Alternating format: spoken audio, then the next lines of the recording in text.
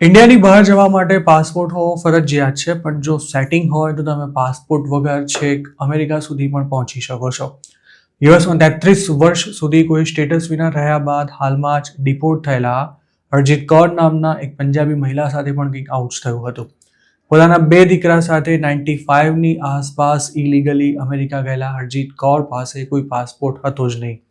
India પાછા આવ્યા બાદ તેમણે એક ઇન્ટરવ્યૂમાં એવું સ્પષ્ટ જણાવ્યું હતું કે તેમની પાસે તે વખતે પાસપોર્ટ નહોતો અને તેમણે ક્યારેય પણ ઇન્ડિયામાં પાસપોર્ટ માટે અપ્લાય સુદ્ધા નહોતું કર્યું.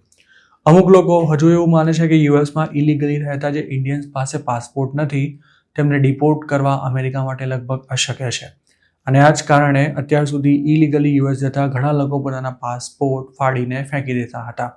જોકે ટ્રમ્પ 2.0માં જે ઇન્ડિયન્સને ડિપોર્ટ કરવામાં આવી રહ્યા છે તેમાંના ઘણા ઇમરજન્સી ટ્રાવેલ સર્ટિફિકેટ પર પણ પાછા આવી રહ્યા છે અને હરજીત કૌર પણ તેનું જીવતું જાગતું ઉદાહરણ છે. હરજીત કૌરે યુએસમાં અસાયલમ માંગવા માટે કઈ સ્ટોરી રજૂ કરી હતી તેની કોઈ વિગતો તેમણે શેર નથી કરી.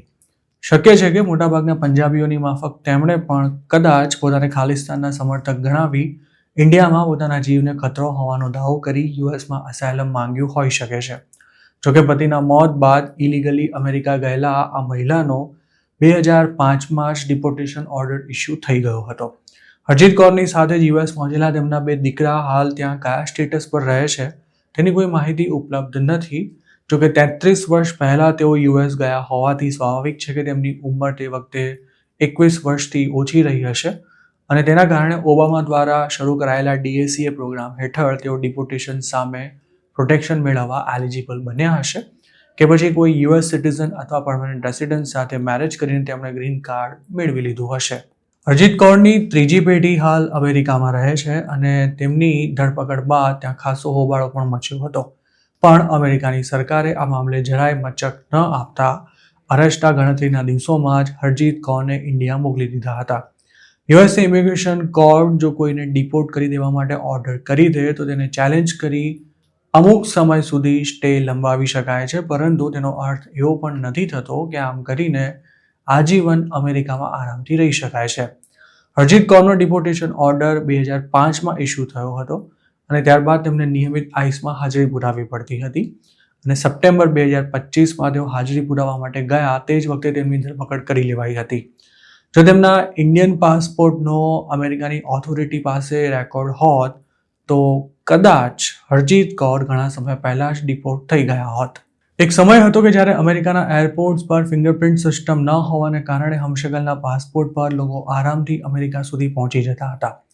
આ ગેમ જ્યારે ફૂલ ફ્લેજમાં ચાલતી હતી ત્યારે યુએસના વિઝા સ્ટીકરવાળો હમશકલનો પાસપોર્ટ મળતા જ એજન્ટો ખેતરમાં કામ કરતા લોકોને પણ રાતોરાત ઉઠાવી ફ્લાઇટમાં બેસાડી દેતા હતા. હમશકલના પાસપોર્ટ પર અમેરિકા પહોંચેલા ગુજરાતીઓની સંખ્યા પણ ખાસી મોટી છે અને તેમાંના કેટલાક તો આજે ત્યાં સિટીઝન પણ બની ગયા છે. હાલ જોર્જિયામાં રહેતા અને પોતાના 6 સ્ટોર ધરાવતા એક ગુજરાતીએ પણ 2009માં પોતે ઇલીગલી યુએસ પહોંચ્યા બાદ પત્ની અને દીકરાને હમશકલના પાસપોર્ટ પર જ અમેરિકા બોલાવ્યા હતા અને તેમને હૈદરાબાદનો એક એજન્ટ છેક અમેરિકા ઉતારવા ગયો હતો. આ ગુજરાતી 2014માં એક રોબરીનો ભોગ બન્યા હતા અને ત્યારબાદ તેમણે યુ વિઝા માટે અપ્લાય કર્યું હતું અને હવે તેમનું ગ્રીન કાર્ડ આવવાની પણ તૈયારીમાં છે. પાસપોર્ટ વગર અમેરિકા સુધી પહોંચી જતા અમુક ગુજરાતીઓ કેનેડાવાળી લાઇનથી પણ જનારા હોય છે. કેનેડામાં હજુ પણ PC એટલે કે ફોટો ચેન્જવાળી ગેમ ચાલુ જ છે, જેમાં દિલ્હીથી ટોરન્ટો જતી ડાયરેક્ટ ફ્લાઇટ્સમાં પેસેન્જરને બેસાડવામાં આવે છે. 2023માં કેનેડાવાળી લાઇનથી જ એક ગુજરાતી વિઝા વિના માત્ર 48 કલાકમાં અમેરિકા પહોંચી ગયો હતો અને તેણે પોતાની આ સ્ટોરી પણ IM ગુજરાત સાથે શેર કરી હતી.